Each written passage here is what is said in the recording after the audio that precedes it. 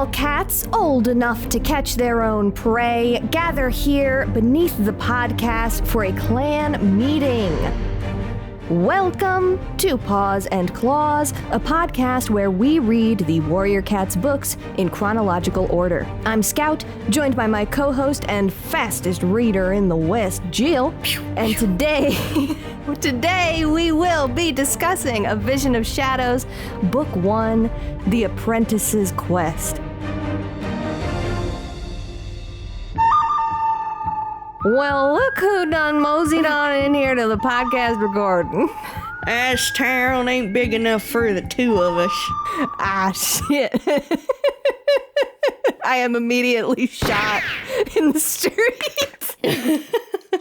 Oh no, Suguru fell down. Oh no, Suguru! They can sit here and watch me record a podcast. Watch you with their big ol' eyes. Well, they're the look-up figures. So they're looking up. Yeah. Look at him with his glasses. Yeah. For those not familiar, look-up figures are these little figures of the characters with big heads that you can kind of move up and down. And they're just sitting in cute little positions and they look up at you. And it is incredibly adorable. It's really good. The energy of every look-up figure I've ever seen is so just perfect. Impeccable. Oh my god, wait, yeah. I have to find, I know you haven't read Naruto, but I've been reading Naruto. I love this for you. I have to show you this lookup of Gaara. Oh my god, he's tied up! No, he's just got his arms crossed. That's like the thing that goes around his waist. Oh, I see it now. Yeah. I see it now. Oh, look at he's not tied up, he's judging me. He's Gwumby. He's so Gwumby. No talk him, he angy. They're so much fun. I love lookup figures. I know very little about Naruto, but everybody that I've ever spoken to about Naruto has told me, including you, has told me that they're emotional about Gaara. So I assume that's what Naruto is about. Not entirely, but yeah. Right now I am.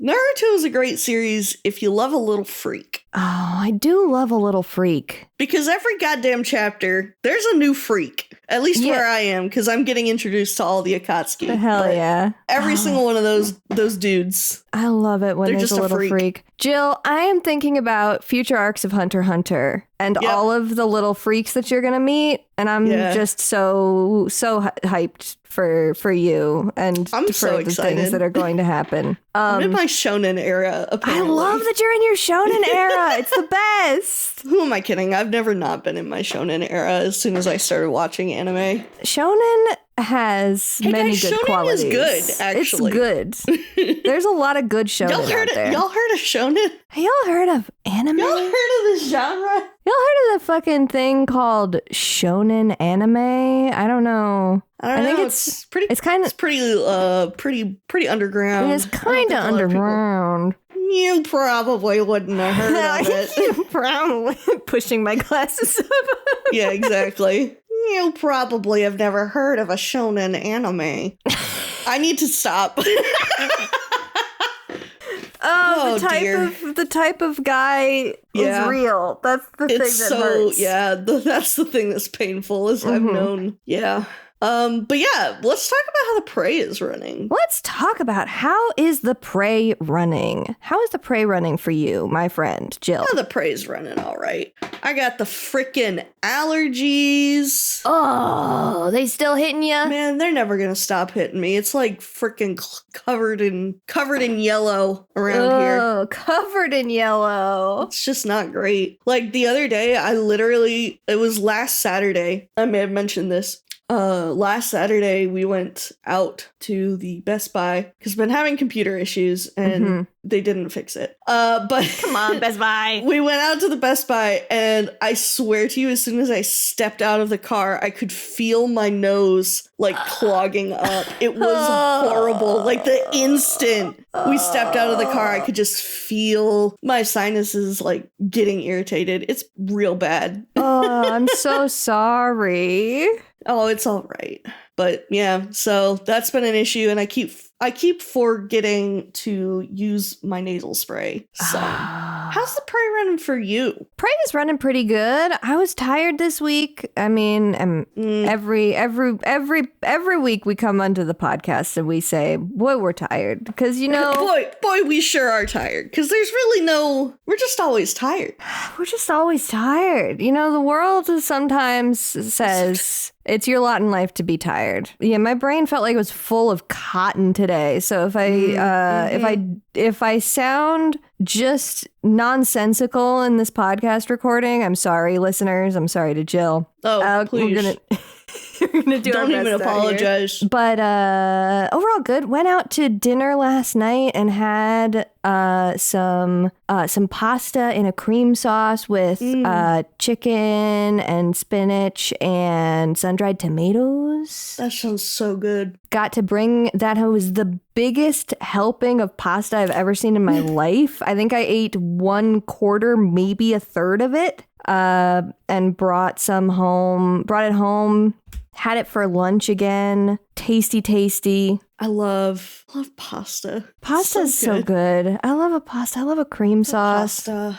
And then I got to have some fresh strawberry shortcake for dessert. My dad made some shortcake yesterday. We had we had some fresh strawberries, had strawberry shortcake for dessert. It was a great food evening. I love that. I haven't made a homemade shortcake in forever, but I love doing a homemade strawberry shortcake. It's so tasty. There's nothing. It's just not the same. Really, it's nothing different. Nothing else like it, huh? Does your dad make the shortcake as like small little personal sized ones, or does he make like a big cake sized shortcake and cut that shit in half? Yeah, big. It's big cake sized and then cut down. Yeah, and might not be.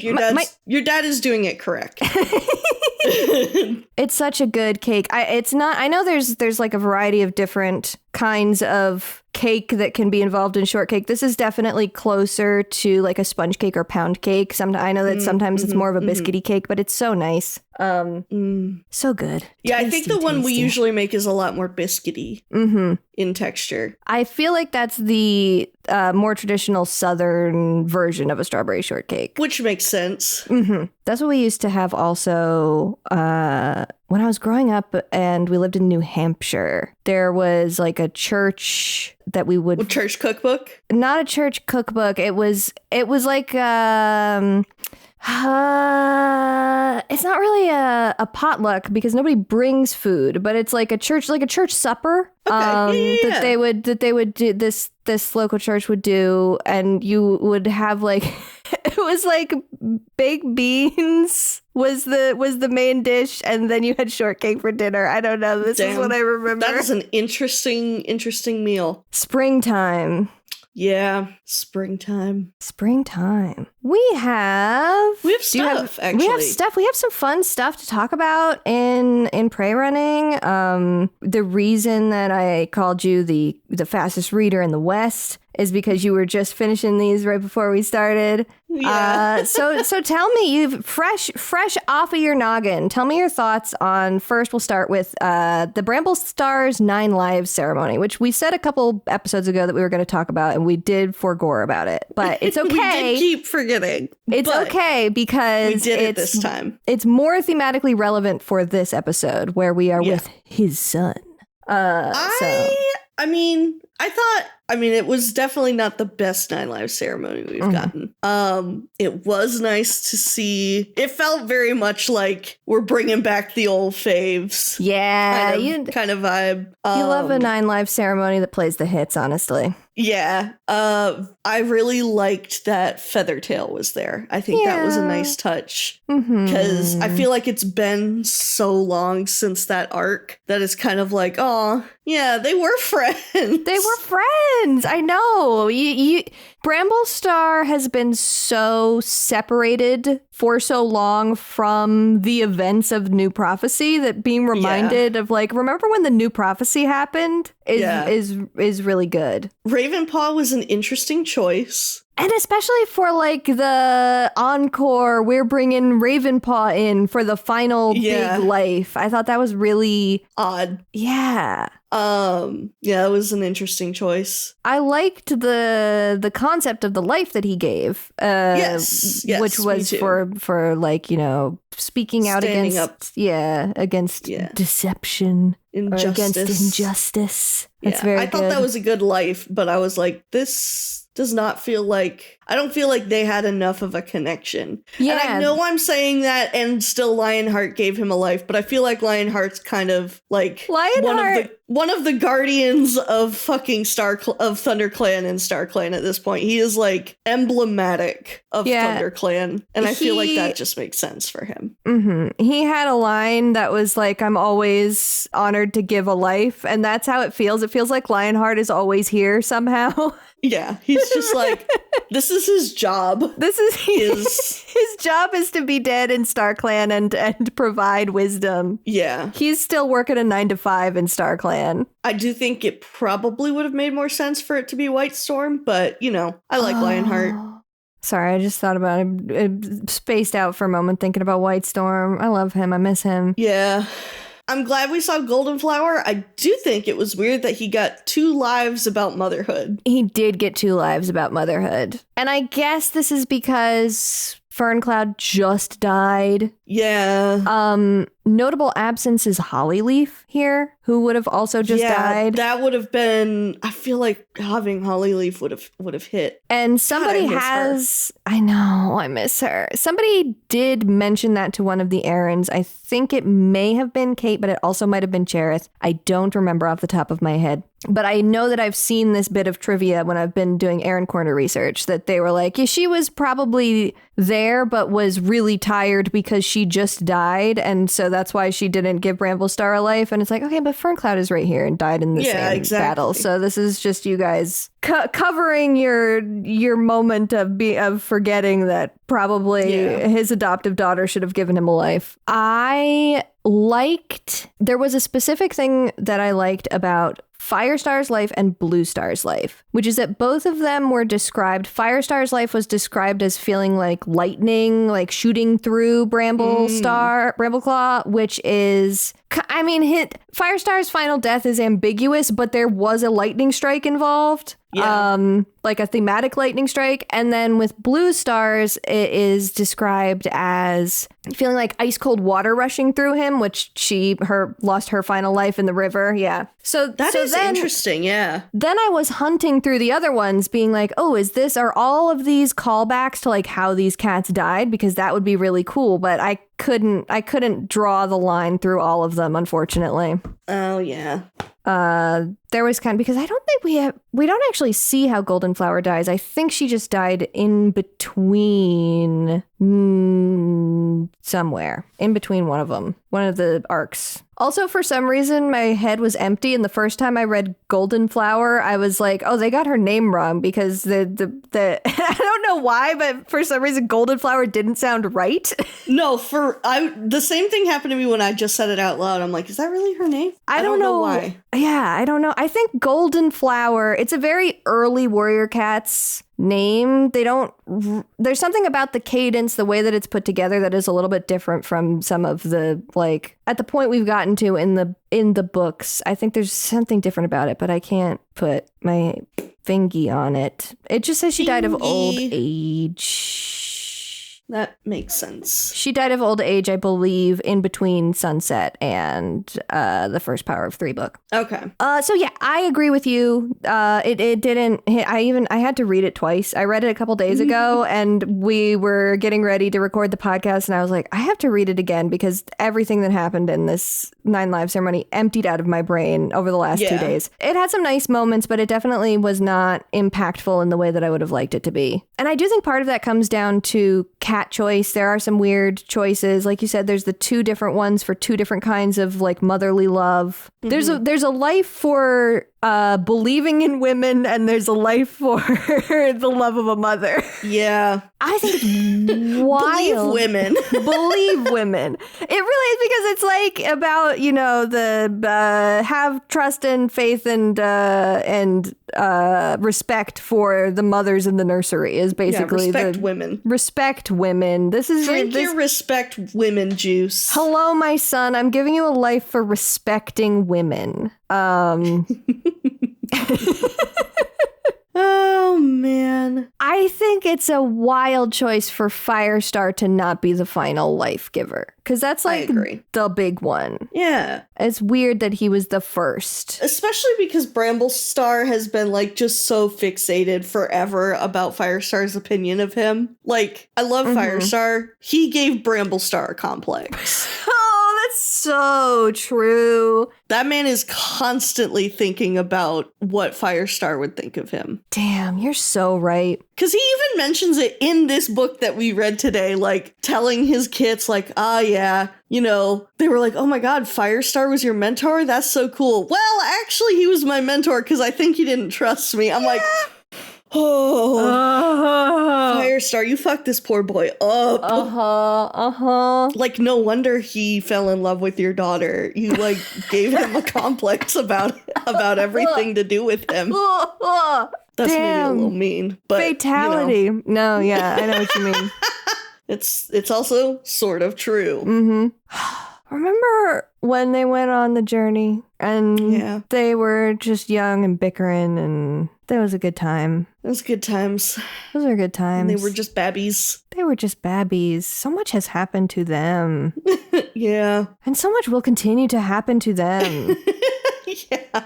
Oof. I think that's about all I've got for the 9 Lives ceremony. So yeah, it wasn't particularly thrilling, but always good to see. Yeah. I just like seeing a 9 Lives ceremony because I like to see what lives the leader is going to get and who's going to give them to him, because I just think it is a significant choice. And so I think when the choices are weird, that is an interesting thing. Yeah. So just kind of keeping that in mind going forward. Oh, I have one more thing that I forgot, which was that Mousefur gave him a life, which was nice. I love to see Mousefur. But they acted as though she was an elder for his entire life, which she very much was not. And I just thought that was very silly. There were a couple things in there that once again felt like maybe we are not as up to date on our the lore continuity, as we could be. But I also think that's probably not, I'm gonna be honest, I don't know if we've ever discussed this, but I don't think the core Erin's team is like super involved with the field guides. Yeah, I think you're right. So I can excuse like that of just being like, all right, this person just read like a couple, like is operating off of vague memory of the series and being all right, here's some cats who are important. Let's toss these guys in here. That kind of stuff. It doesn't feel like. I wonder if it's the listed author on the wiki page is Victoria Holmes, but I do not know. Even we talk about the main Erin team. I know that there are still like other Erins that don't really get named or spoken about, are not public Erins. There's like other people on the writing team. So I don't know, like if Victoria Holmes is listed as the author here on this Ultimate Guide, I don't know if she's doing the bulk of that, if she's doing the editing. It's hard. It's hard to know, but even if it is Victoria Holmes, she is known to not remember her own lore, which there's a lot of it. So I get it. Yeah. Did Secrets of the Clans, was that really? I feel like that was in fact. Okay, yeah. Sorry. The Secrets of the Clans was the first field guide, and I was like, I feel like I remember that one being particularly important because it did come out on my birthday. So it was almost certainly I feel like it was almost certainly 13-year-old me going to the Barnes & Noble with my birthday money that day to get the new Warriors book. Hell yeah. That's the year Super Mario Galaxy came out.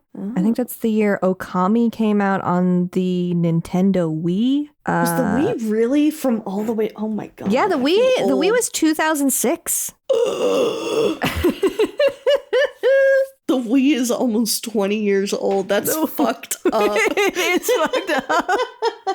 Oh my god. Twee Sutherland Twee Sutherland was the listed author for Secrets of the Clans, the 2007. So I'm not sure how much it is like entirely just the Erins doing it, because a lot of the field guides to like the Ultimate Guide specifically, so like the two most recent ones, it is very much just like biographical information on the cats. Yeah, with, which is like, not something that you would need to in there. Yeah, which is not necessarily something you would need to author in that same way. Yeah, so I'm sure the like short stories and stuff are probably at least like one of the core team has got like a hand in them, but I can't imagine them working on these when they have such a like rigorous release schedule for the core books. Yeah, there's so much that they write. Like I do want to be clear that I have utmost respect for the Erin team. Oh God, yeah. In how much they put out. And it really is a lot to juggle. That's you. I want to talk about these Squirrel Flight bonus chapters. Yeah, so Scout found earlier that I was unaware of. There are some bonus chapters for this book. I was excited to find them when I was doing my Erin Corner research. These were Barnes & Noble exclusive. So if you bought the book at Barnes & Noble when it released, you got, I don't know if it was like specific editions or if it was like a little bonus booklet that you got. I would assume that it was in the editions of the book. But this is a 2-chapter bonus story, kind of akin to what we were talking about that you had remembered that I had forgotten about, but now remember from the Dawn of the Clans books, where we would have the bonus chapters at the ends of those. But this was exclusive to Barnes and Noble. But our the good team at the Warriors Fandom Wiki have transcribed it onto the internet so that we can read it and to talk about it on our podcast. Oh, so it seems like, so the Barnes & Noble exclusive has the scenes instead of the preview for the next book. Uh-huh. So it was printed in there, but it was in place of of the preview. Yep. Makes sense. So these chapters are about Squirrel Flight's pregnancy, which I enjoyed the concept of because we had sort of talked about in the Bramblestar Storm episode that it seemed kind of crazy that they were just dropping the Bramble Squirrel kits in the Afterward comic in Bramblestar Storm. So it was nice to have that fleshed out a little bit here, even though it is very specific bonus content. But I didn't feel like these said a whole lot. So it literally was just Squirrel Flight having like pregnancy brain. Like she was just grumpy. And she's like, why am I so grumpy? And it's like, because your hormones are out of whack. Next question. It really was.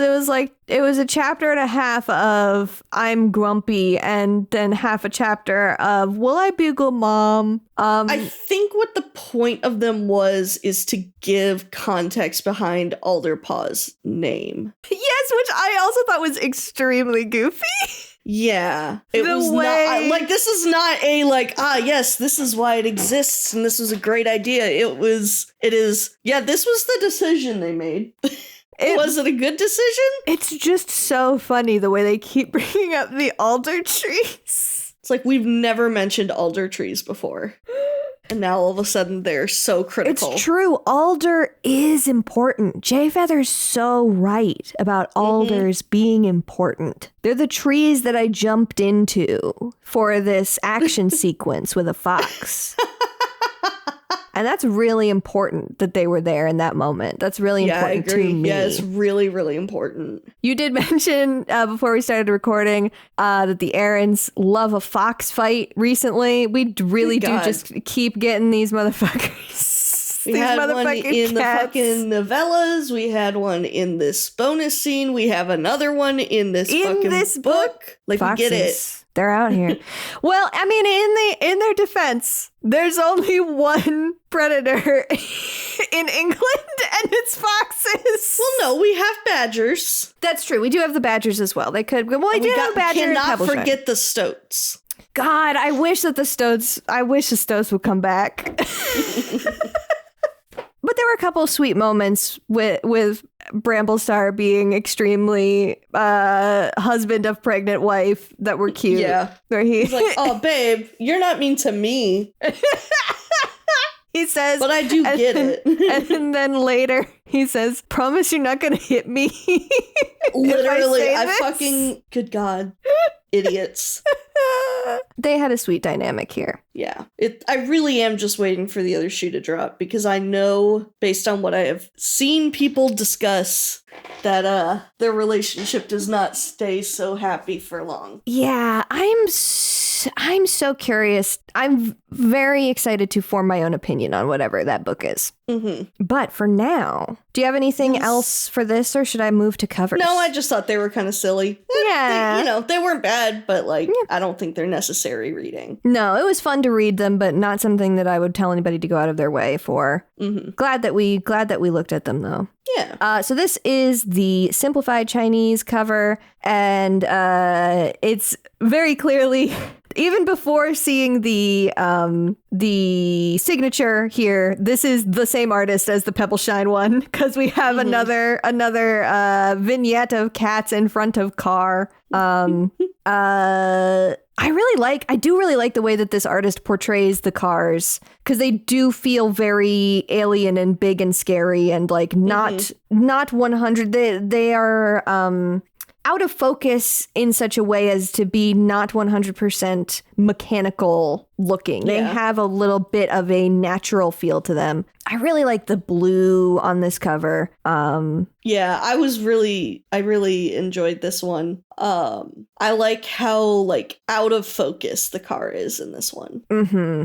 I wonder sometimes if these artists are using the same stock photos of cats for reference. Yeah. Because the one in the middle looks like a cat that we have seen on one of the new covers. That's what I'm saying, and I'm trying to find if it's exact on one of these. I can't find the specific, but one of the Owen fucking did it again. Owen Richardson.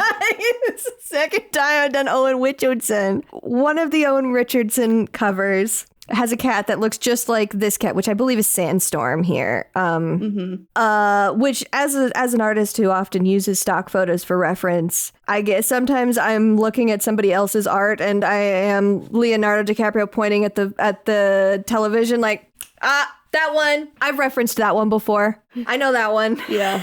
I love to think of book authors also, or book cover artists also doing that. And then outside of that one, we have this Polish cover, which I'm obsessed. My God, I'm obsessed with it. I'm obsessed with this Polish cover. This Polish cover is so good. It is so different from any other cover. Any of the other covers we've seen. This is a matte black, full spot black background with then alderpaw and needlepaw sort of emerging from these leaves, these plants that are branching out around them. And it's so pretty. The texture is not hyper realistic, but is still so touchable. Mm-hmm. I wonder if I bet these flowers they're not purple, but I kind of wonder if they're still violets in the violet family, just considering.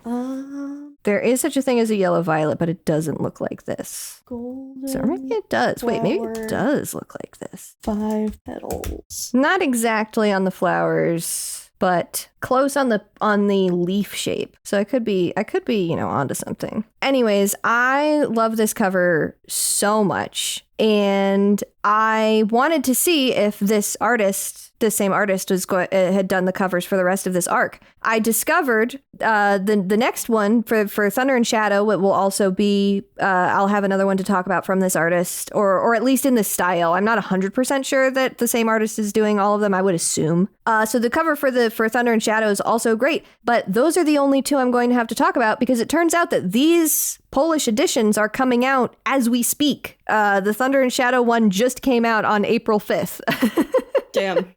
So that's crazy. I know, because these books were published in 2016, in March 2016. And I don't know if maybe because it did say, it said paperback edition on the wiki where I was looking, but I didn't see a hardcover Polish release date in the list. Mm-hmm. So I would assume that this is the first time that it's being released in Polish. So I will have to, as the podcast goes along, I will have to check in every once in a while and see if there is a new Vision of Shadows Polish cover to look at, because I want to see more of these. I love the characterization of the two cats in just the types of cat that the artist decided, chose to depict, with Alderpaw being much stockier. He's got the wider face. He is much softer around the edges, and Needlepaw here looks extremely lithe.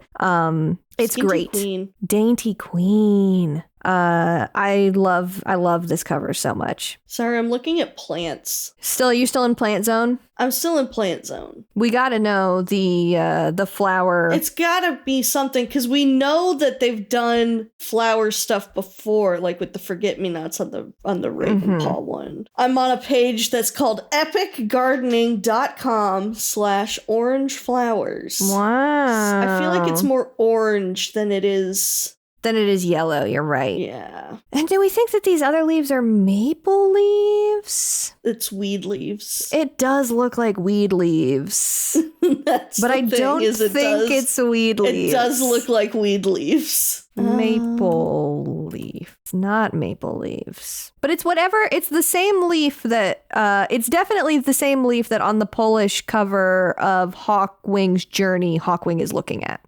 Yes.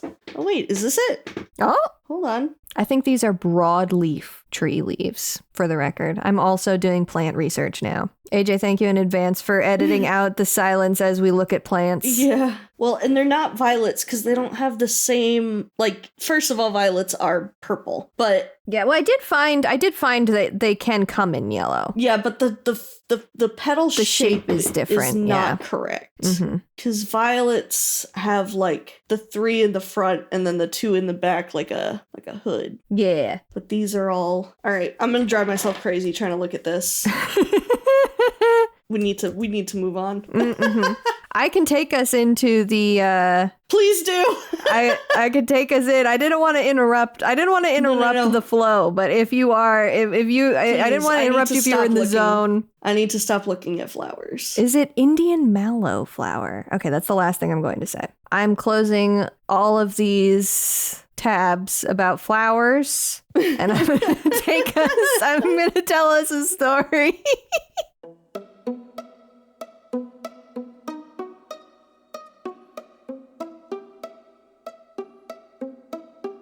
In the prologue, Jay Feather and the other medicine cats visit the moon pool and receive a new prophecy from StarClan. This is the first in many moons and one intended for all the clans to hear. Embrace what you find in the shadows, for only they can clear the sky. It has been a year and a half since the Great Battle, and life in the clans continues as Alderpaw and his sister Sparkpaw, the kits of Squirrelflight and Bramblestar, are apprenticed and begin their training. Alderpaw's anxieties hinder him at every turn in his training. He has neither the talent of his sister nor the boldness of Needlepaw, a Shadow Clan apprentice he meets at his first gathering. His tendency to overthink only worsens when he discovers that the weird dreams he's had aren't just dreams, but visions from StarClan, leading to his apprentice reassignment from warrior to medicine cat. Soon after beginning his education as a healer, he's sent a new vision, and becomes one of very few living cats to know of SkyClan's existence, and the troubled past that led to their exile from the forest. But now, SkyClan is in danger again, and Alderpaw has been tasked with helping them. He sets out with a retinue of other ThunderClan cats, including his grandmother Sandstorm, who, despite being retired, insists on coming along as the only living connection between ThunderClan and SkyClan. Along the way, they pick up an additional party member in Needlepaw, who followed them after happening to spot them leave the territories. The journey to the gorge is long and harrowing. Sandstorm is wounded, succumbing to infection a few days into the quest, despite Alderpaw's best efforts. He blames himself for her death, but heeds the directions her spirit provides and guides the mourning crew the rest of the way. When they arrive, however, SkyClan seems off. They're led by a cat named Darktail, and have customs more akin to those of rogues than clans, and the cats from Alderpaw's visions are nowhere to be seen. But it isn't until the Apprentice happens to meet a straggling survivor of the true Sky Clan and watches Darktail murder said cat in cold blood that he realizes just how wrong things have gone. The questing cats escape Darktail but are separated from each other during the retreat. Alderpaw and Needlepaw are swept downriver and, with no sign of their companions or the missing cats of SkyClan, are forced to abandon the quest and make their own way back to the lake.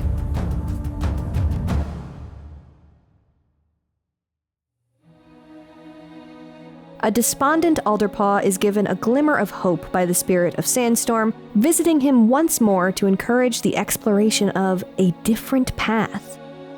Some quick and literal thinking from Needlepaw leads the two apprentices to discover a pair of newborn kits, who look rather familiar to us since we just read Peppleshine's novella.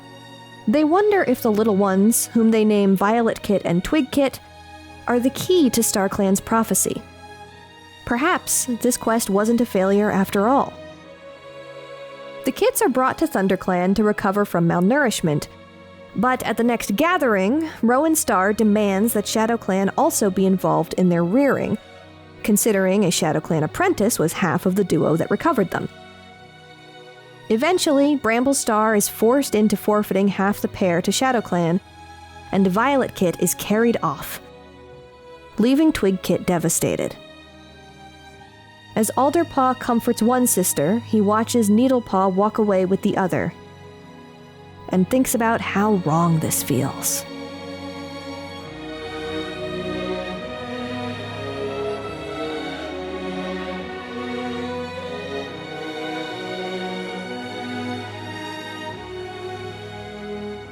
And that's pretty much where the book wraps. Yeah, it really is. It's been a while since we had something that feels so much like a cliffhanger. And this one really does feel like a cliffhanger. And what a decision that was made here. Yeah, it's insane, right? I'm perplexed, to say the least. There's a lot that's perplexing about this book. I would agree. I'd love to hear your overall thoughts before we get into our specific notes. Overall thoughts, I think it was a fun read. It was a fun start to a new arc. Mm-hmm. Yeah, I thought it was a fun start to a new arc. I personally really like Alderpaw. Yes! I think he's cute. I think he's precious. Let's go! He's a boy and a son to me. He is my son of all time. I love but yeah, I thought it was fun. I think we got just enough of the old cats to kind of like keep folks from like losing too much of like the previous arcs, but I feel like there's been enough of a time skip, unlike every other arc where the time skip has been like a year or like maybe half a year. This one really feels like a significant time skip because Lilyheart, she was just a kid. When was she born? She got her, cause Lilyheart is... She was apprenticed in Bramblestar Storm. She was apprenticed in Bramblestar Storm, but then they also gave her warrior name in Bramblestar Storm because she was an apprentice in Bramblestar Storm and got her warrior name at the end of that book because that was she got her name Lilyheart for Seedpaw because she's one of Sorreltail and Brackenfur's kids. But there are warriors here who were not born yet. And are already warriors. Yes. And are already having children. Snowbush is one of Cloudtail and Brightheart's kits, so he was already an apprentice. He was a kit at the end of The Last Hope. Yeah, he was a kid at the end of The Last Hope, but was an apprentice during Bramblestar Storm. Okay. He is quite young. Yes. Quite young. Quite young, these warriors having kits. It does happen. That's fair. But yeah, the Cinder Lion kits are it's all grown up and we never met them. I think it's a really interesting choice to go with Squirrel Bramble Kits 2.0 instead of going with a Cinder Lion kits as the next generation. I think it's really fun. Though. Yeah, I do like it. I kind of like it though, because I feel like it, again, I really like that there's a bit more of a time skip here. Mm-hmm. It feels a little like, because as we said, like with Last Hope sort of originally meaning to be the end of the modern cats, it feels like this is kind of them trying to do like a restart, like a reset a little bit. So I feel like playing with the Cinder Lion kits would have been a little too close, you know? Mm-hmm.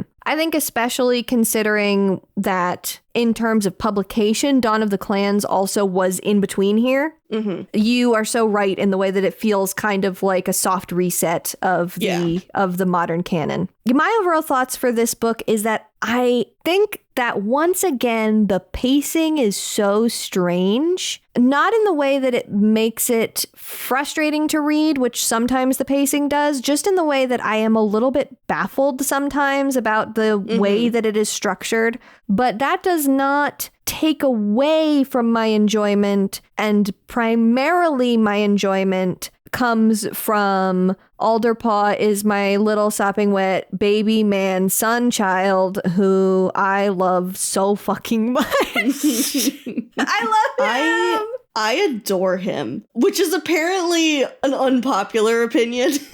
What? Well, maybe not unpopular, but there's a lot of people who did not care for him in this book, according to my research. And meanwhile, I'm over here like, oh my god, this cat was created in a lab to appeal to my tastes. He's just a boy. Oh, he's just... I said this to you in DMs earlier, but between this arc and the next arc, we are coming up on some of the all-time pathetic men of warrior cats. I'm so excited. I love a pathetic man. Elated. I'm so happy.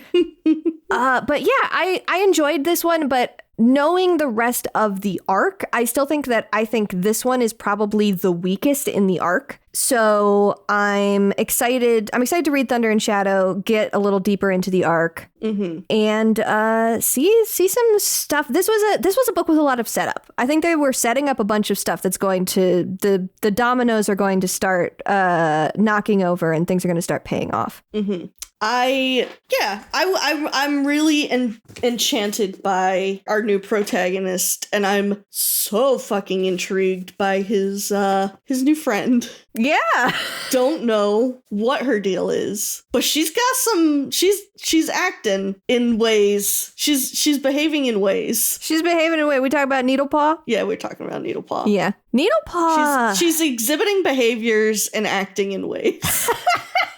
She's got an energy, that's for sure. Yeah, like the way she, like for a hot second, even though she'd already said like, oh yeah, my mentor is Tawny Pelt, and like you can see that in the allegiances, there was a moment where I was like, this girl has just like showed up to the gathering, is not actually a member of Shadow Clan, and is just like acting the entire time. I was like, there's no way this cat is like a member of Shadow Clan. But no, she is. Like, she's hanging around with all the Shadow Clan cats. It's just, there's a vibe to her that she is. There's something off about her. There's a whole vibe happening with Shadow Clan here, isn't there? Yeah.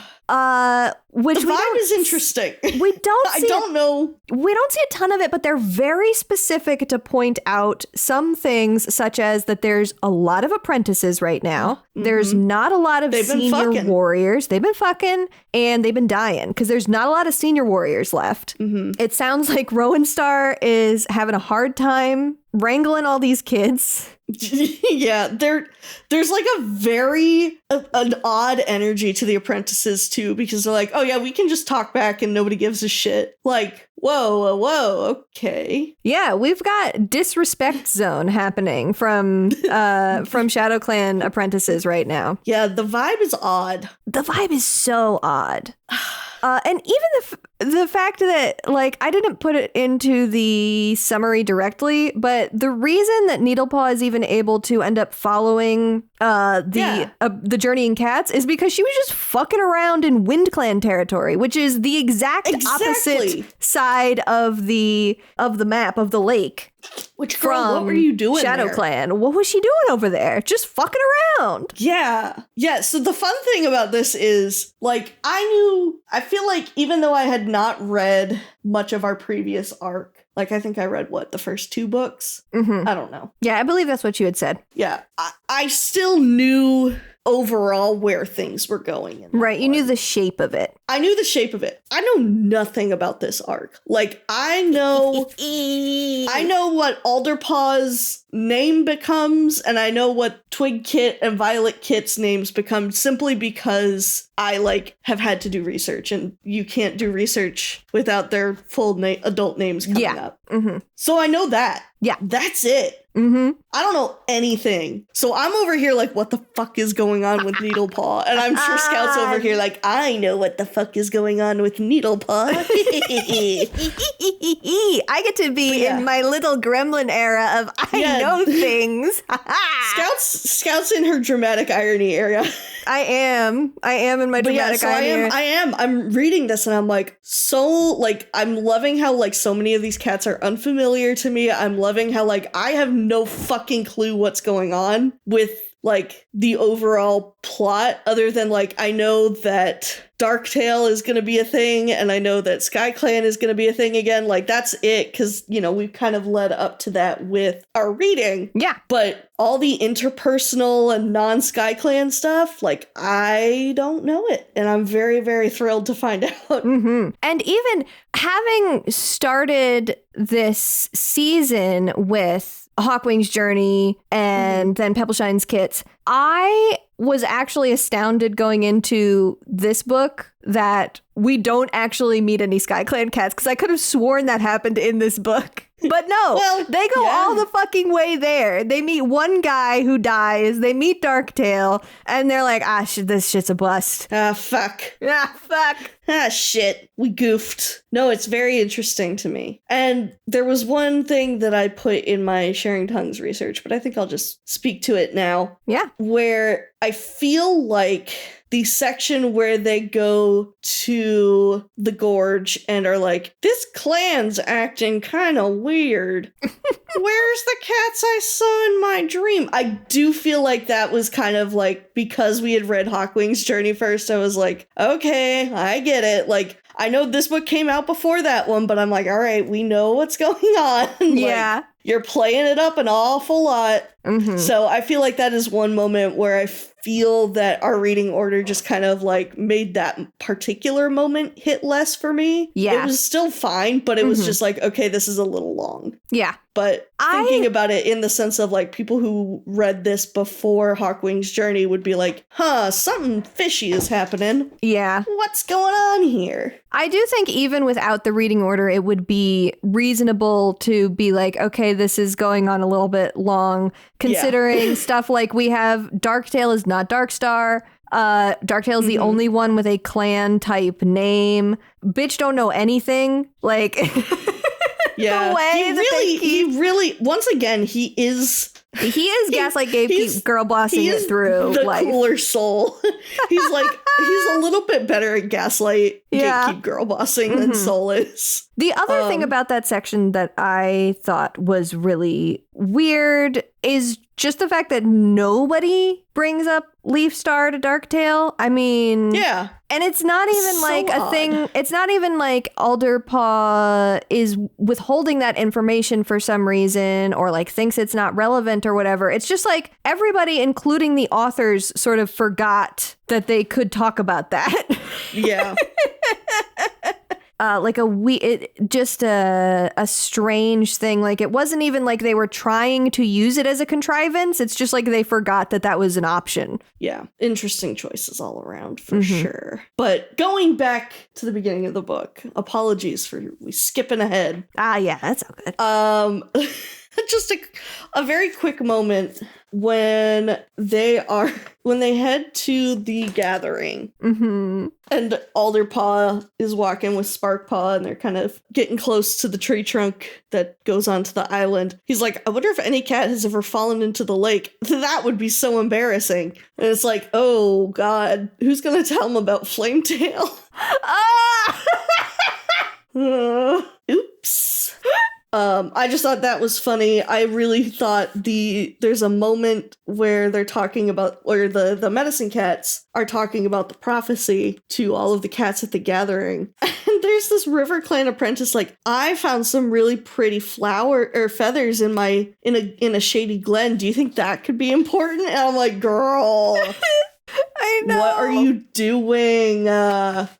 She's trying so hard to be the protagonist. I know. And there's also a moment where, like, they mentioned that One Star is looking old and frail. And I'm like, is he really that old at this point? He is Firestar's age. Maybe even a little older.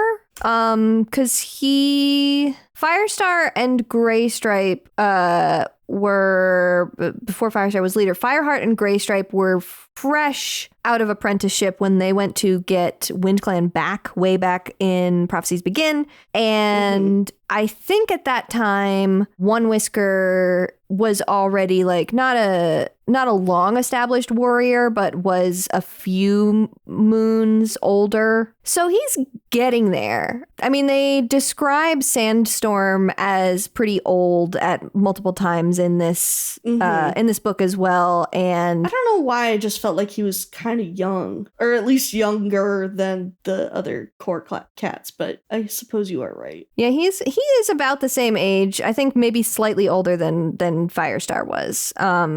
But admittedly, they never really started describing Firestar as looking old. Yeah. But they have started describing Graystripe, Sandstorm, Millie. Sure. All of them are retired now. Sandstorm comes off as very old grandma in this book. God, she's really good in this book. She's really good in this book. I'm so sad that she died. I mean, I like what she says. It's bound to happen. But, I know. You know. I like that she says that she like really is glad that she's really glad that she died like on an adventure.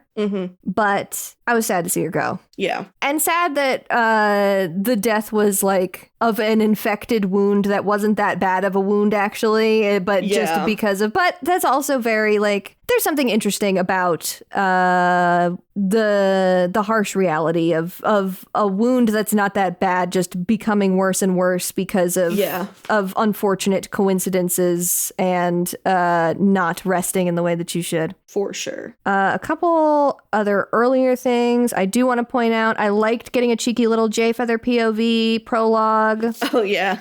It was fun to pass the torch to the new generation here because we had J-Feather POV for 2 straight arcs. Yeah, I'm going to miss having his POV, honestly. I'm going to miss that grumpy guy. But at least he's still here as a mentor to Alderpaw now. Oh, God. This poor child. I know. I really liked that. There's a lot of little sort of hints in here about, even in the prologue of Little Cloud being really old. We know that started like at the end of last arc, and it has sort of been mentioned in some of the books in between. Little Cloud getting old, and he don't got an apprentice yet. Seems... Yeah, I for half a second was wondering, like, is Needlepaw going to end up becoming his apprentice? But I don't know if that's actually going to happen. Because I was just like, that would be an interesting thing for her to do after this mission, is to kind of like be influenced by Alderpaw and become a medicine cat apprentice. But she kind of gives him the cold shoulder at the end. She does, which is also weird. Weird things. I'm fascinated by her. I cannot wait. Like genuinely, I'm like, I need to know. You have now met all of the characters that are on our cover art, by the way. I have, yes. I'm very excited. I love that because I'm so glad that I was immediately drawn to Alderpaw on the cover art too. I just think he's so precious.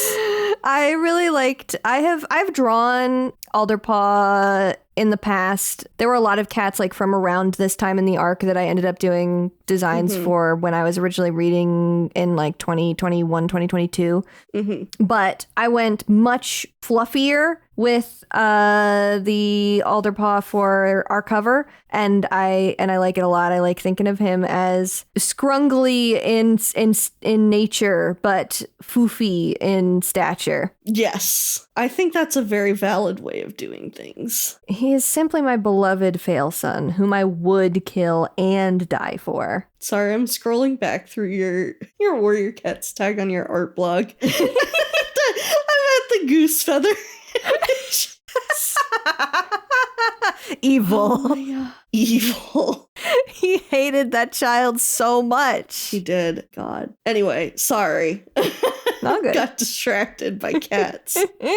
Yeah, I really, really dig him. I messaged Scout earlier because I, of course, was once again doing my classic read the book the day of recording because I read fast enough to do that. And I messaged Scout and I'm like, oh my God, he's like if a particular OC of mine was a warrior cat. He is. I was like, of course I'm gonna love him. Oh yeah, now I'm seeing your Alderpaw and Sparkpaw. Yeah, he's a lot less floofy in this one. Yeah, I've come around a lot to the idea of Squirrel Flight also having like longer fur, and so between that and Bramble Star being like a big fuck off guy, I like the idea of Alder and Spark also being a little foofier. You did give him the saddest, wettest eyes imaginable. I did give him the saddest, wettest eyes imaginable. He's just the pleading emoji. Oh, I really love this Needletail. Wow. Sassy. Oh, that's such a cute Ivy Pull and Dovewing. Those are adorable. I love Anyway. Thank you. I love them. I love also to make Dovewing big and foofy. Oh, God. She's got to be big and foofy. I think everybody makes her big and foofy. I love the contrast. She just has that energy. She does. I love the contrast of big and foofy Dovewing and her sister Ivytail, who is the skintiest, scrungliest little motherfucker that ever did hit you in the face. 100% agree. It's so good.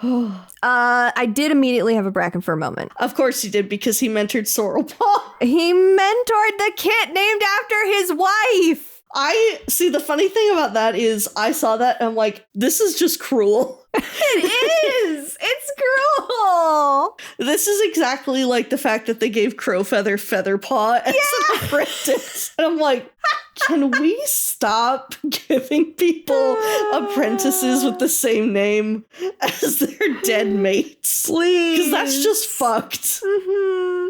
It is. It's so funny that it keeps happening. Mm-hmm. And I'm sure it's on purpose. I'm sure it's like haha, wouldn't this be funny? And it's like, no, it's actually not funny it's really at all. Sad. Let's see. I have multiple notes about Alderpaw. The way that he can't hunt because he gets too caught up in his own thought process about hunting. Yeah. I will be claiming him for the OCD community. Thank you very much. He really is just... I love him so much. I'm not special enough to be a medicine cat. He is the most anxious boy I've ever met. I know. I'm gonna fail at this too. Bleh. And like, that was one of the things that I've seen a lot of people complain about is like, oh, he's just so like, he's just got too much anxiety or whatever. I'm like, but he works really hard. That's the thing he tries so hard, and he does his best. He does his best. And this is something that I really, really like about Alderpaw as well. As a POV character, as a medicine cat POV character specifically, Jill has sent me a sticker of a guy going to, I'll do my best. Yeah. That's Alderpaw. That's Alderpaw. He is such a hard worker. Even when he is being a warrior apprentice, he's not good practically, but he is studying. The thing that Mole Whisker mentions about him, like on their first outing, is how he is so attentive to basically everything Mole Whisker says and like is able to retain that information and think of all of that stuff as important. Mm-hmm. And when he moves over to being a medicine cat, he is hitting the fucking books. He is studying. We are seeing him study really hard. We are getting reference to that he is like accessing information that he has memorized. And obviously with characters like Leafpool and Jayfeather, we've seen them working hard as well, but they've both had really strong StarClan connections. And with like Leafpool specifically, there's been moments where it basically is like a former medicine cat comes and does medicine with Leafpool to get her out of a bind. And at least up to this point, we aren't seeing that with Alderpaw. We're just seeing him work really genuinely hard. He gets visions from StarClan, but he doesn't feel capital S special. Yes, and I think that's why I've been enjoying him so much. Is like he's special, but he's not like power of 3. Like he doesn't feel like he's got a superpower. Right? Yeah, he doesn't feel like he's got a superpower. Nice. He feels very mundane, and I mean that as a compliment. Yeah. Well, and the thing I was thinking about too is like he and Jayfeather are both basically like told you are going to be a medicine cat now. And it is so different for him than it was for Jayfeather because it feels more like Jayfeather's felt more like a thing that he had to learn to accept. Whereas Alderheart's is like, this is just a different way that I gotta do things, and I'm gonna have to, like, I gotta figure it out. Like, yeah. He doesn't have such a long, drawn out, I can't believe I have to be a medicine cat as Jayfeather did. He's just like, all right, this is it. This is what I gotta do now, and I'm just gonna do the best I damn can. Yeah. Yeah, he's always doing his best. I really enjoyed the moments where he was like, I know what I'm doing. I'm going to, like, put this poultice on this wound, etc. And I felt so bad when Jayfeather, like, lays into him, like, she could be infected, and because you put the painkillers on there, like, we won't know. And he's like, but I did check for infection, and I made sure. And he's like, all right, well, you're right, but you're still, like, only 3, like, you haven't been training with us very long, so you do still need to kind of, try and ask for help first. And then he immediately does not do that and goes and pops Sparkpaw's dislocated leg back into place. He does. But that turns out fine. It is funny. We don't get, I suppose it's probably something that was cut for time, but it's really funny that we don't get the Jayfeather conversation after that happens of Jayfeather being like, are you fucking kidding me, dude?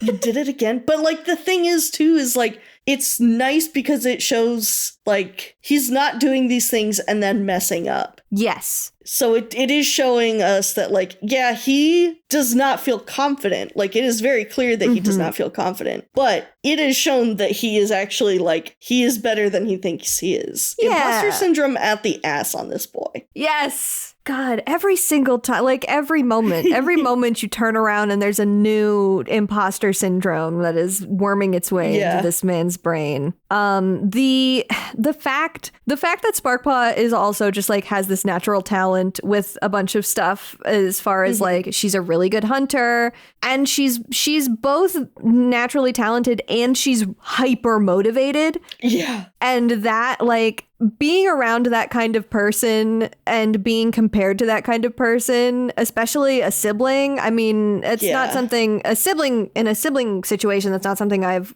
experienced specifically, but like that has to just be an exhausting state of being to be Sparkpaw's brother.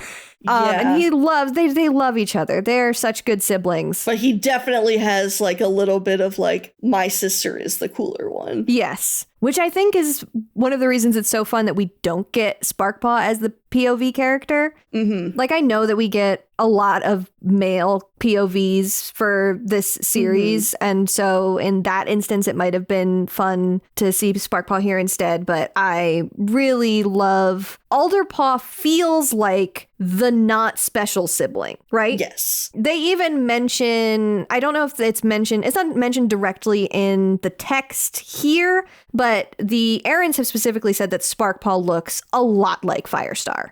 Mm-hmm. So it is basically like, what if Firestar had a brother who was a fail son, but also was trying so hard, and he was the main character? Yeah. Oh, I love him. Unfortunate that the Medicine Cat Den has become more crowded than it needs to be because they put Briarlight back in there. Yeah, it's very unfortunate that they forgot that they moved Briarlight into the Warrior's Den, and just, Yeah. She's still great, though. She's still great. I still love her. Mm-hmm. But it's too bad they had that whole moment of moving her, and it was like a big emotional beat in Dovewing's silence. And it's too bad that the writing team forgot about that, and she's back in the medicine den. But I love the scene at the end where she is playing with Twigkit. Mm-hmm. When because Twigkit just wants to be around Alderpaw so bad that she hangs around in the medicine den. I truly cannot wait to see more of Twigkit and Alderpaw. I think that's going to be so fucking adorable. I know. He's her mom. I know. That's her mom. He's her mom. Sometimes you're a little guy. Sometimes a mom is a boy. Sometimes a mom is a boy. Sometimes a mom is just a little medicine cat apprentice.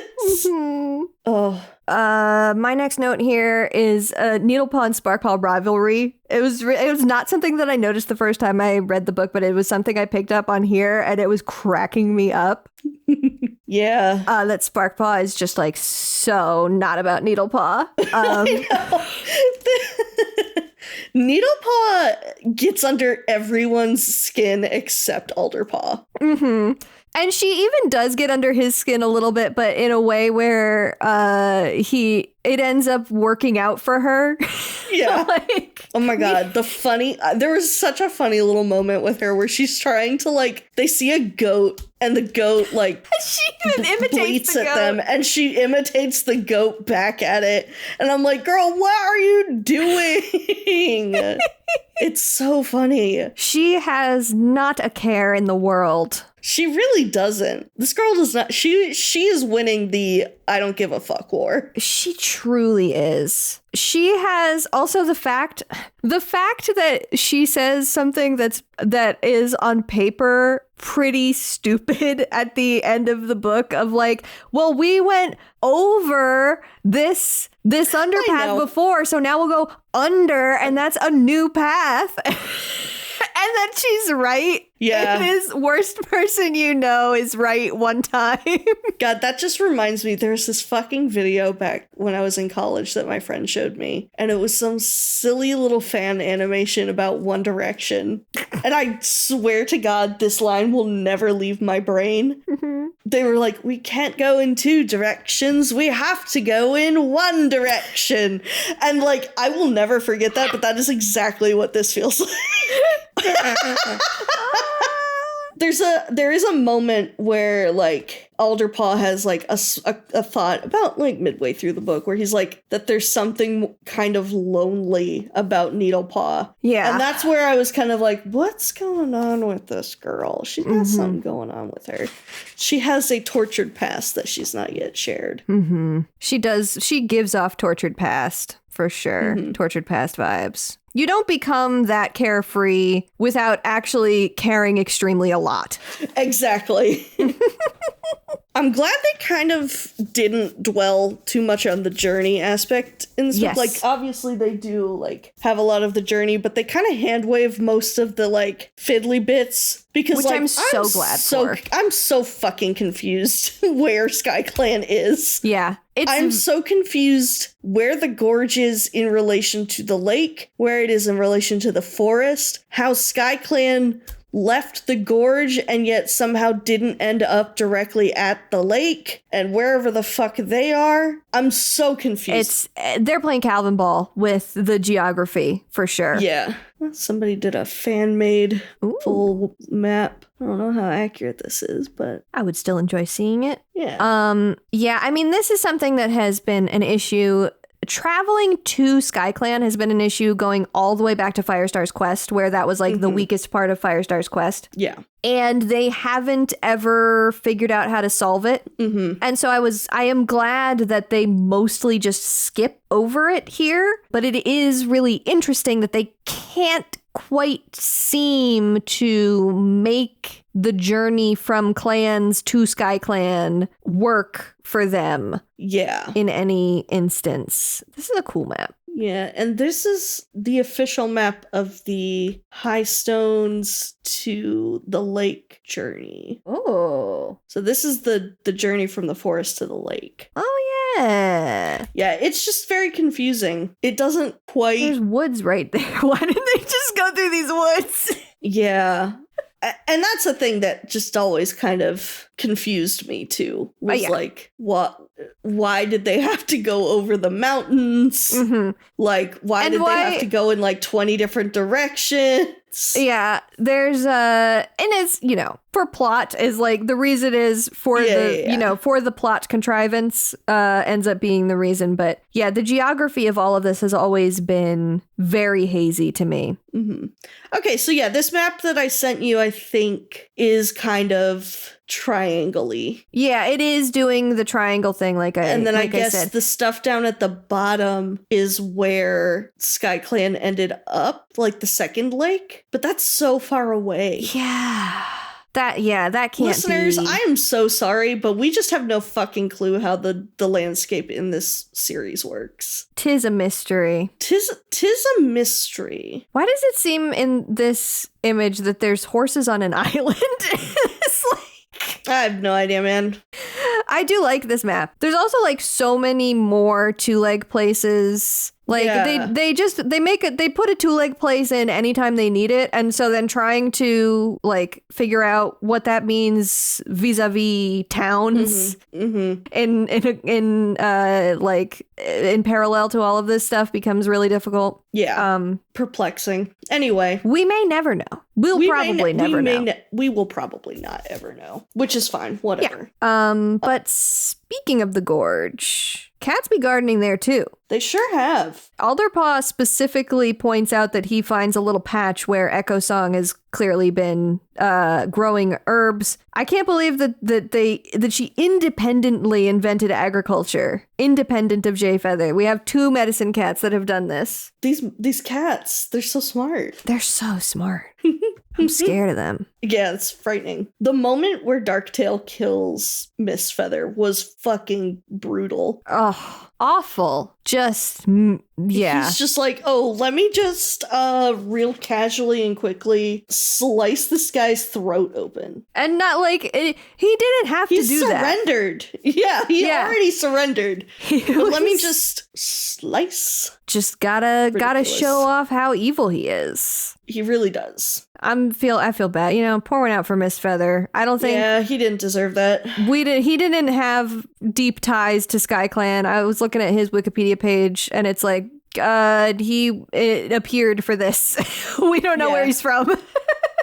But rip to him, he's a real one. His mate, although we don't know, his mate was killed in this. Yeah, we don't even know who that is. We don't know who she was. They must have just missed a couple of SkyClan cats, too. Yeah. You know, that's what's agonizing about this. Because we know that there's still some cats that stayed in the two-leg place. I mean, not just the Daylight Warriors. There were a couple, there was a couple that stayed. Yeah, a couple of them stayed there. In the two-leg place. And it was just, if they had not been swept down the river and had instead entered that two-leg place, they might have found some more of the SkyClan cats, but they just missed them. Yeah. The amount of just barely missing each other with the SkyClan getting back together is so sad to me, because it's like, my God, can we just let them live? Please just let them live. Let them fucking rest. They're going through so much. They don't deserve to suffer this way. They are suffering.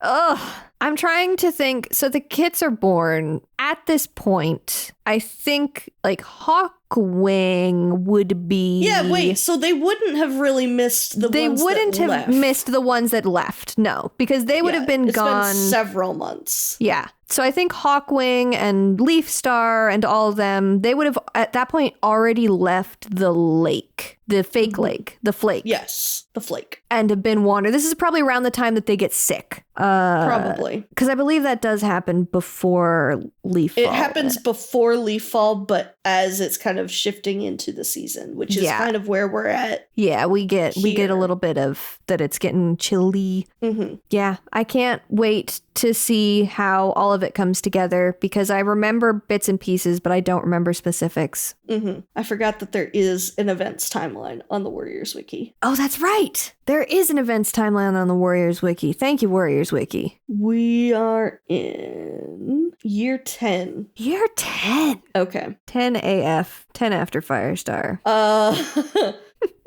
Yeah, so it is end of Greenleaf, and in Hawkwing's journey, it looks like in Leaf Fall, I'm trying not to see spoilers. So New Leaf is when they left, Greenleaf is when kits are born, and then I imagine Leaf Fall is when Hawkwing and company. That's around when they leave the lake. I know, because when they're at the flake, it's summertime. Yes. Okay, cool. Yes, so we got it. So they're probably flake side right now. Yeah, because it says Plum Willow gives birth to her kits and Hawkwing agrees to be their foster father. Mm-hmm. So yeah, they're either at the flake or just about to leave it. Mm-hmm. Okay. Whew.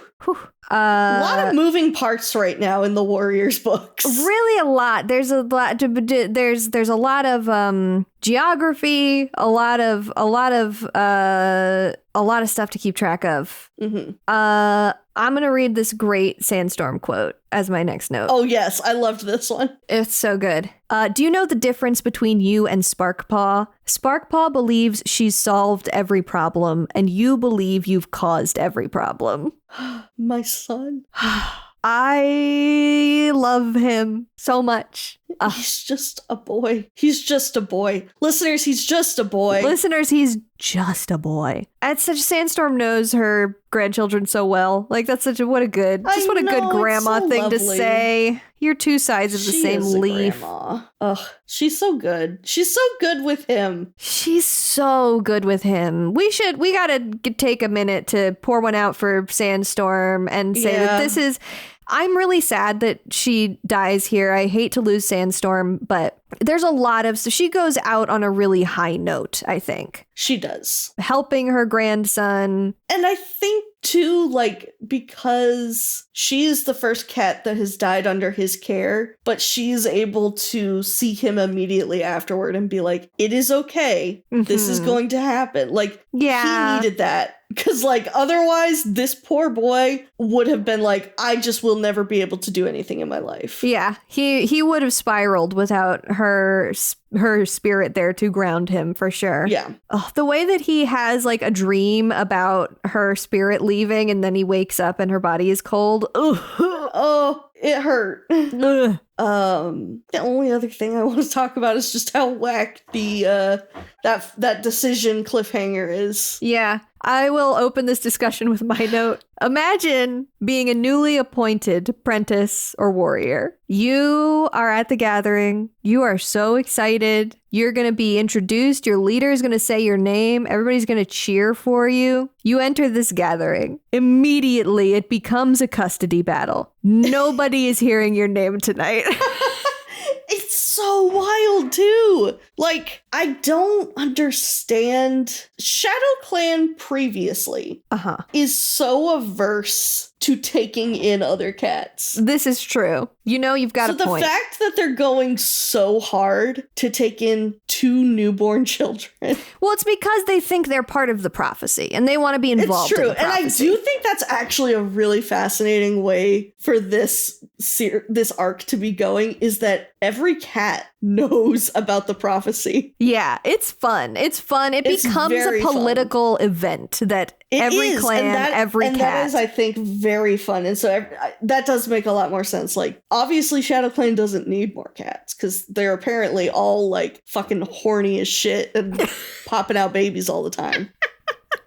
I think it's really that there were 2 big litters that were born at the same time. Maybe. I don't know. I don't know. But like, they got so many fucking cats in there now, apparently, that they don't know what to do with them. But they're all apprentices. I want to highlight that they specify there's like more apprentices than they know what to do with. Yeah. But it is just so fucking wild. And freaking One Star being like, what if we all raise them? Everybody looks at that. How are you going to do that? But I do have to give him credit, because I do think that would be an interesting plot line where it's like, these kits don't belong to any one clan, but like spend a bit of time in each clan. Mm-hmm. And if warriors were not cowards and kind of were going back to the like, hey, we should actually help each other out kind of thing, I think that'd be really interesting. However, they decided, we're gonna split these children up Parent Trap style. I know! It's Parent Trap! Except they're old enough to have known each other. They're old enough to know each other and be like, why the fuck are you taking me away from my sister? Which is wild. It's so fucked up. That is the cruelest thing I think I've ever seen them do. And they're just like, oh, yep, this is gonna happen. It's like, you can't just split them up. They don't even take any kind of moment to explain what's happening either. They're just like, quick, take her away. It truly boggles my mind that this was the decision. It's bananas. And I think, I mean, this is not me excusing any of this. It's bananas. But I think that there's B-A-N-A-N-A-S, sorry. Thank you. There's an interesting thought to be had, which is how they are, I'll go back to, they're prophecy brained. They're so prophecy brained right now that these are not like, human beings. They aren't individuals to them. These are like pieces in a puzzle that they're trying to figure out. And so they are thinking of them on like a literal objective level, thinking of them as objects almost, instead of thinking of them as individuals, which is super fucked up. But is the only like explanation that I can give that would make this decision make any sense, is that they're just not thinking about them as having any kind of thoughts. It's wild. Yeah, it's wild. And I'm sure we'll see no repercussions. No, of course from these actions. This will be totally fine. These kids are going to grow up super non-traumatized. They're super duper not going to have any trauma, for sure. Like, they're totally going to be fine. They're not going to have... This action will have no consequences. This action will have no consequences. Absolutely fine. Yeah, that's pretty much all I have, is just, that is the wackest decision that has ever been made and not questioned in Warrior Cats in a long ass time. It's just wild. Yeah, that's it for me. Why don't you take us on down to the Erin Corner? The first thing I ran across was a little like writing bit here. The quote I pulled from the wiki is, "The prophecy presented in the book, 'Embrace what you find in the shadows, for only they can clear the sky,' was originally phrased as, 'Only the cat who finds what is lost can prosper.' The story team determined that the prophecy lacked the heft and mysticism of previous Warriors prophecies.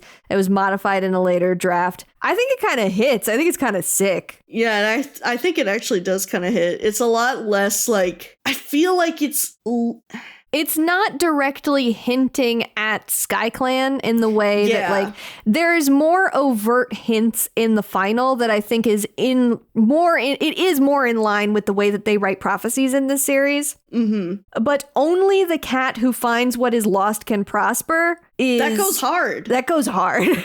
Yeah. It was fun to that's like that feels more in line with like a biblical quote almost. Yeah, it does.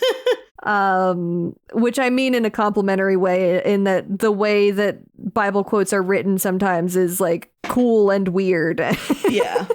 Second thing I have here was prior to release, Kate posted a sneak preview of the allegiances for this book on her blog. The commenters ended up helping the writing team fix a bunch of stuff. And there were so many comments that they did have to turn the comments off. That's the funniest shit ever. I cannot believe. Oh my God. What the fuck? And I double checked it against the final printing. Like they had the first one and then they had the revised one. Can you share it? Can you share me the preview one? I want to see how bad it is. Yeah, hold on. This is so funny. Go get it. Warrior Cats fans, please never change. This is so good. Here's the screenshot of. It's a very big, tall screenshot. That's the unrevised one. Okay, cool.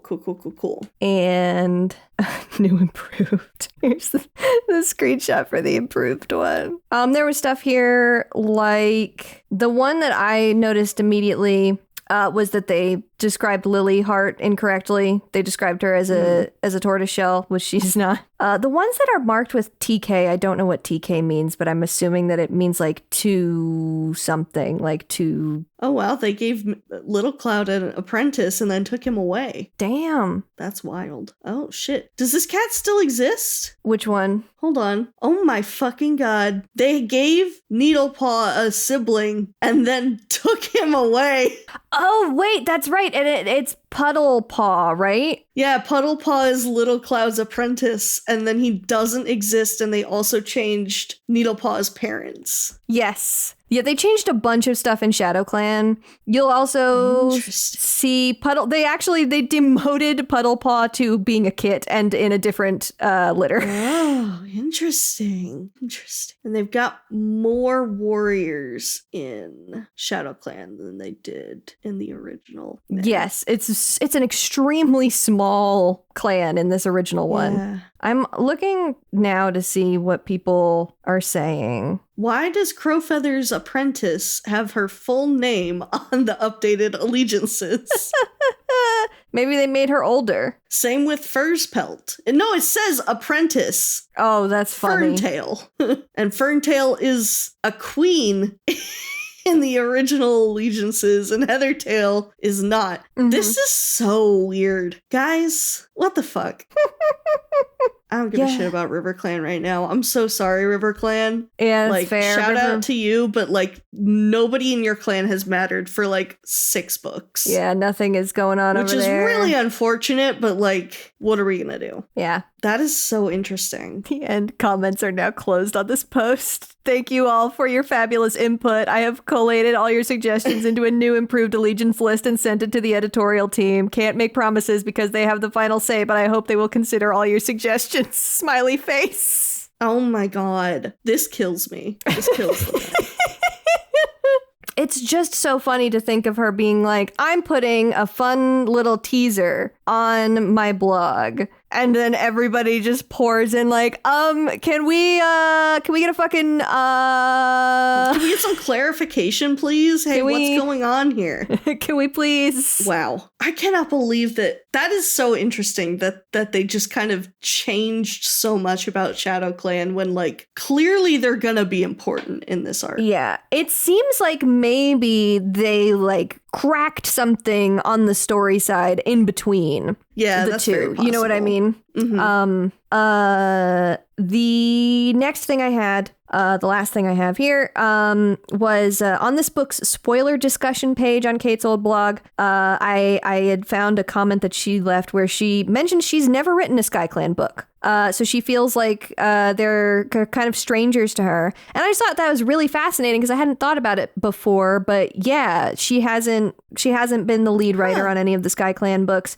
And I wonder if if it was something they did specifically, like Cherith was the one that wrote Firestar's Quest along with Victoria Holmes, and so they kind of kept her on that stuff for the sake of continuity, or if it's just that it ended up like that because of scheduling. But it's really interesting to think like, oh yeah, there is an Erin who like has not written SkyClan at all. Yeah. And feels kind of disconnected from SkyClan for that reason, which I think is really, I thought that was a cool little It's tidbit. really interesting, yeah. I want so badly to know more specifics about the way that these books are written. Like we've had some stuff, but like I want to see it. I want to be in I want to be in the group chat. I want to be in there. I want to know what that is like. God, the group chat. I know the group chat goes off. It's got to be good. Yeah. Why don't you take us on over to Sharon Tongues? I would love to. Oh, wow. I just saw some really good fan art. Sorry. All good.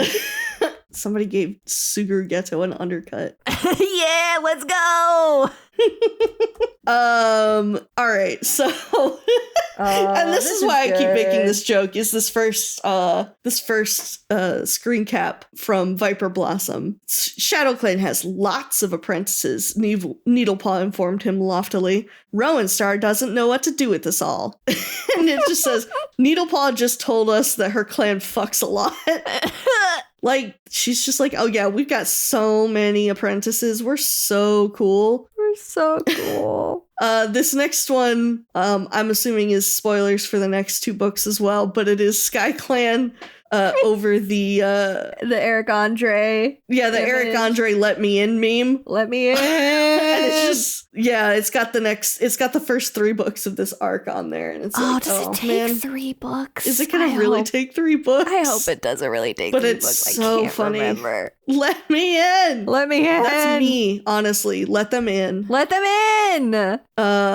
There's some really precious art of a little alderpaw and Sandstorm's spirit with little stars in her and some wispies, and she's just giving him a little smile like, hey, it's okay, bud. Yeah, it's okay, buddy. The book came out in 2016, which was not necessarily peak Tumblr posting time, but there was a lot of posting on Tumblr. Like, most of the tag was just people posting about like, oh my gosh, because apparently the book leaked early. Was like it leaked like 2 or 3 days early. So there was a lot of posts about like, oh my gosh, the book leaked and like things like that. And I did see some comments on like the leaked allegiances original, like the thing you were talking about, with the like revised allegiances getting published ahead of time and people theorizing. So it was very interesting. And then we've got some cute sketches of Needlepaw and Alderpaw carrying Twig Kit and Violet Kit, and they are just, the kits are so fucking scrunkle. They're just little fuzzballs. But it's very cute ink drawing. It is really cute. This one, nobody told me Alderpaw is the most relatable little motherfucking kitty on the planet. Yeah. Little anxiety, inferiority complex, man. I give you a little kiss on the head. Yeah. Yeah.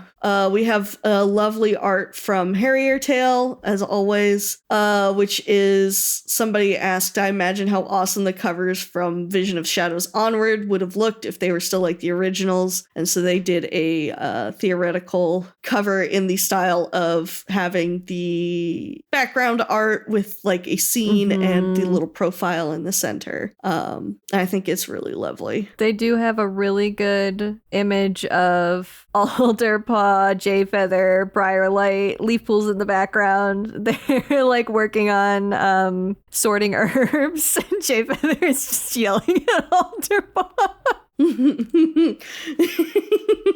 I think Harrier Tale does incredible art. Yeah. Yes, they did in fact do one for every Vision of Shadows book. Oh, these are good. Yeah. I'm not going to look too deeply at them because I think it, might be spoilery. But they do a lot of fake covers as well for I think one of the things that they have as commissions is like people commissioning covers for their fics, like in the style of the old covers, which is, I think, so fucking cool. They also have some art of Needlepaw and Alderpaw carrying the kits. I just sent it to you in DMs. Oh, good. It's so cute. Oh, look at them. I love how, so many people are giving Needlepaw, just the spikiest fucking tail. Yes. It's so good. It's such a good detail. It's my favorite thing about her. This next one is some art of, looks like Sparkpaw and Alderpaw playing with the fireflies, Sandstorm's death, and Vigil, and then the the Gathering, I think. Yes, I think that is the Gathering, where Alderpaw is with both of the kits, and they have these little stars over their heads. It's very cool. It is really cool. That was a great detail at the Gathering, was the moment where Alderpaw is like, hey, guys, step off. Okay, there's too many of you. Stop crowding them. They're children. They're babies. Yeah, they're back the just fuck little up. babies. Again, they are mom coded. Babies. He is mom coded. He is a mom. He's mom to me. A single mom who works 2 jobs.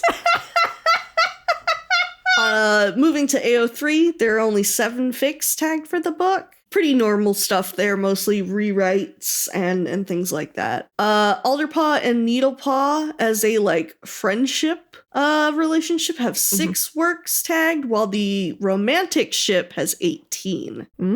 So that's interesting.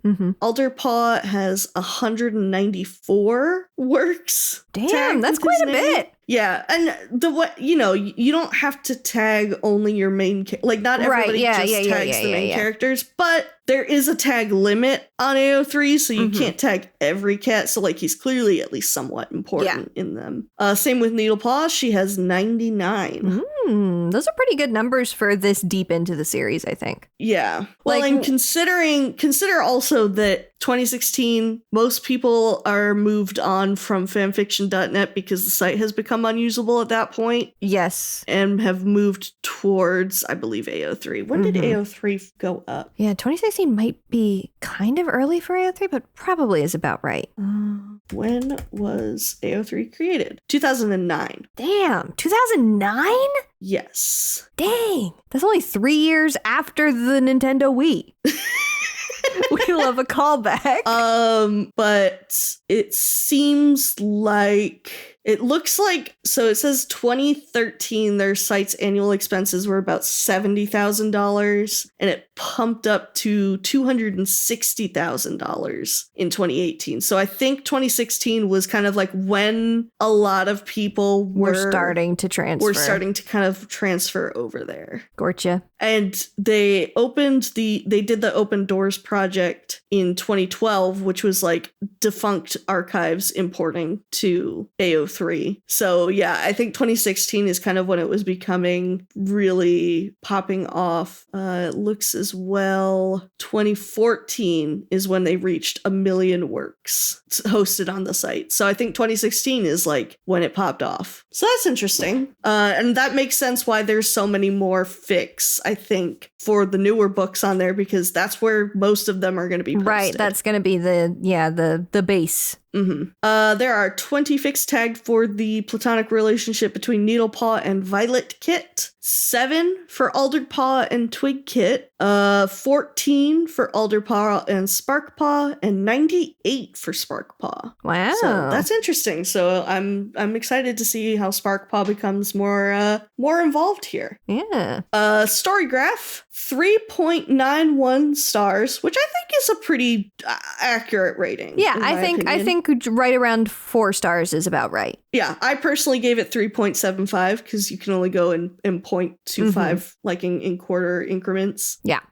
644 reviews. That feels like a lot of reviews. It's a lot of reviews. People be reviewing this one. Well, and yeah, because I think, I suppose the other stuff that we have like looked at Storygraph for recently, at least, have not been has been a lot of series side stuff. Yeah. But even with the previous arc, I don't feel like there was a ton of Storygraph stuff, but yeah, 644. So people are out here reading. People be reading. Some lovely quotes that I've pulled. Really we've good. got Needlepaw the goat, which I think is funny, both in them using the phrase goat as greatest of all time, and also because she imitated the goat. She did imitate a goat in this one. This one, the other clans were right. ThunderClan really does just let anyone go on a quest.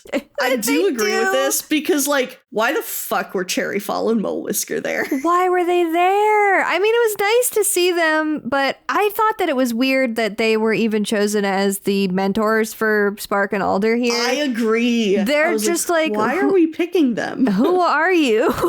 I would have loved to see Stormcloud because I miss him. I miss Stormcloud. I miss you, Frankie. Yeah. A lot of people, like I mentioned earlier, are split on whether or not they like or hate Alderpaw. I think which this makes podcast, me sad because I love him. You know where this podcast stands on Alderpaw right now. This one, in which two kids adopt two smaller kids and everything goes wrong. It's true. And I just wrote, this is also the plot of Jujutsu Kaisen's hidden inventory arc. I'm gonna punch you.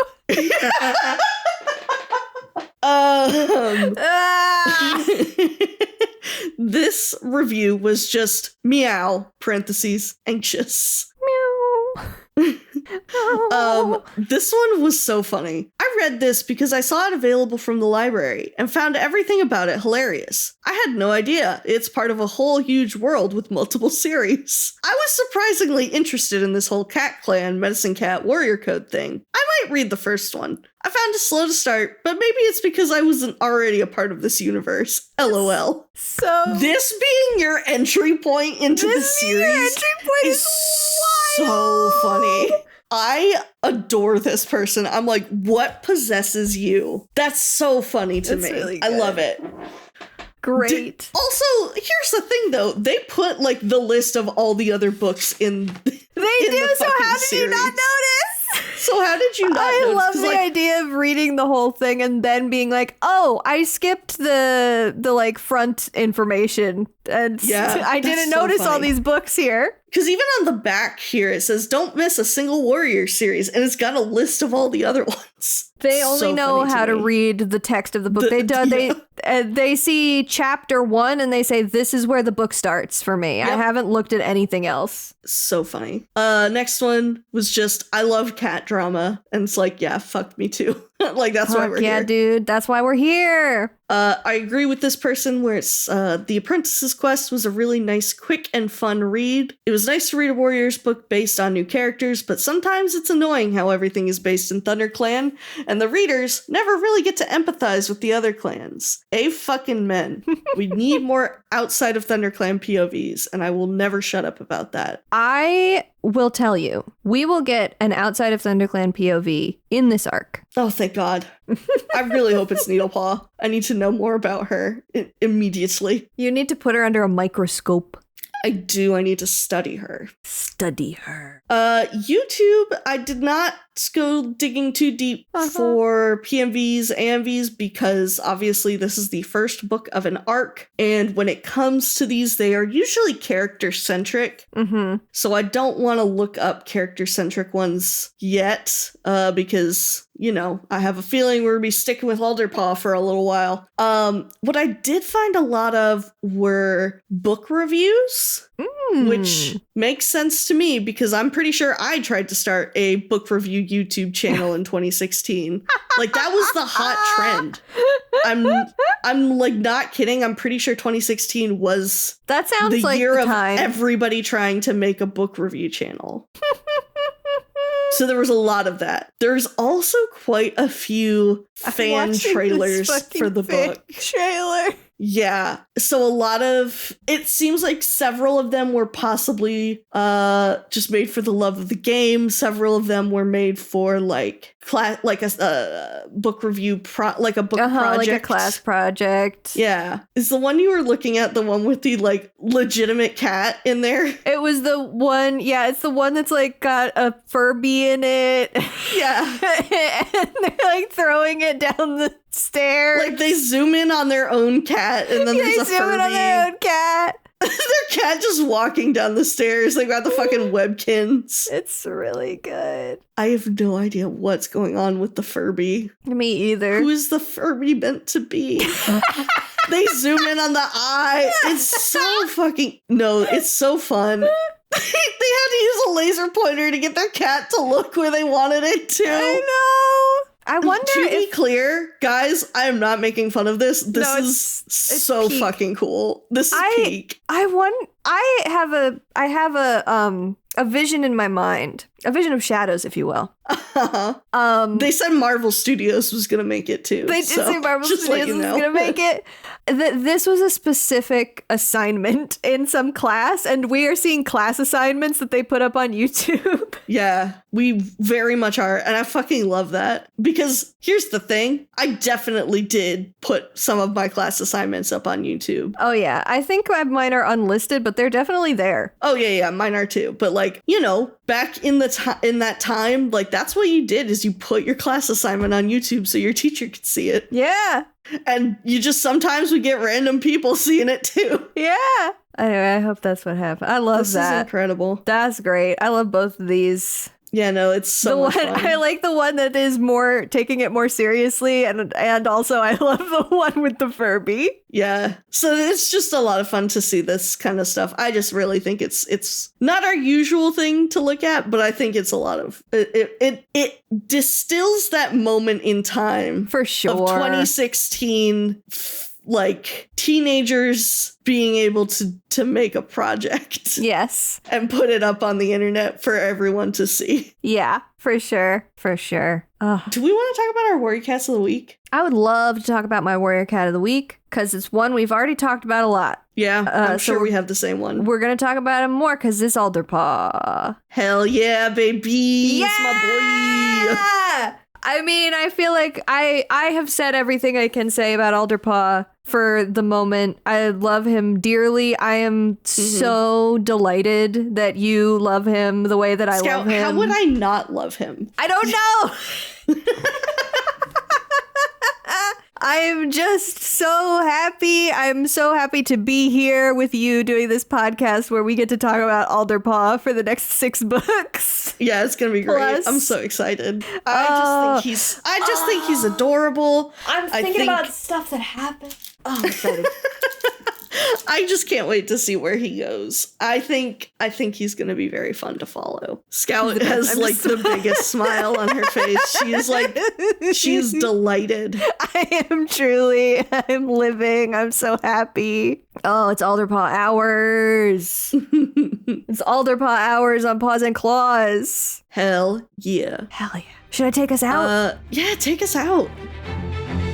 If you have thoughts, opinions, questions, or memes to share with us, you can write to us at pawsandclawspod@gmail.com. That's paws as in what a cat has, claws as in the part of speech, pod as in podcast. We are also on Blue Sky at Paws and Claws and on Tumblr at Paws Clause Pod. Listeners who are 18 years and older can come join us on Discord, which will be linked in the show notes. We are brought to you by the TWG Podcast Network, which you can find at theworstgarbage.online. You can find me on Tumblr or Blue Sky at Humble Goat and see the art that I do, including our podcast cover art at scoutwilkinson.myportfolio.com. And you can find me on Blue Sky at plot-twists or on Tumblr at antique-romantic. Our next episode will be out in 2 weeks, where we will discuss A Vision of Shadows Book 2, Thunder and Shadow. Wonder who that could be about.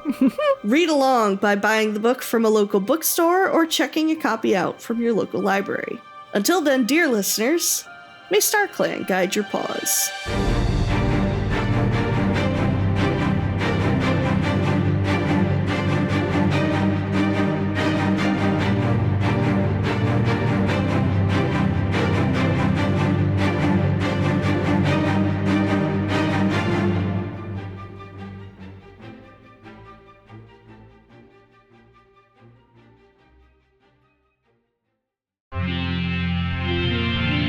PWG, the worst garbage.